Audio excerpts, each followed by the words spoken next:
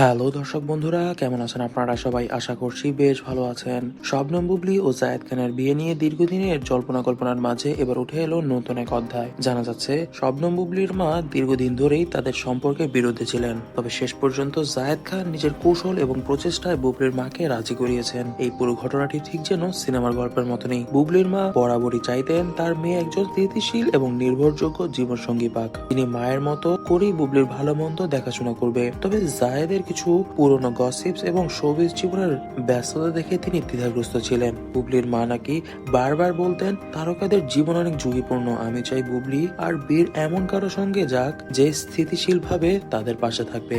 বুবলীর মাকে রাজি করাতে জায়েদ খান প্রথমে তার প্রতি সন্তানের মতো আচরণ শুরু করে। তিনি বুঝতে পারেন মায়ের মন জিতলেই বুবলীর সঙ্গে জীবনের পথ এগিয়ে যাওয়া সহজ হবে। জায়েদ যেভাবে মাকে রাজি করাতে পারেন তা কিন্তু সত্যি অতুলনীয়। জায়েদ সরাসরি বুবলীর মায়ের সঙ্গে নিয়মিত দেখা করতে শুরু করেন। তিনি নানাভাবে বোঝান যে বুবলীর সুখ তার কাছে কতটা গুরুত্বপূর্ণ।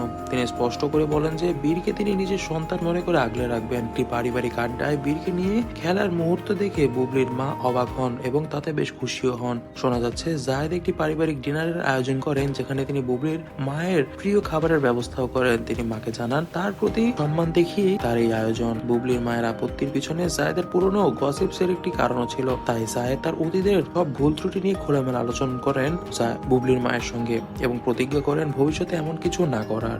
জায়েদের আপ্রাণ চেষ্টার পর অবশেষে বুবলীর মা বলেই ফেলেন, তোমার কাজগুলো দেখে বুঝলাম তুমি আমার মেয়েকে আর সন্তানকে সুখী রাখার জন্য প্রস্তুত এবং তুমি দায়িত্ববান হয়েছো।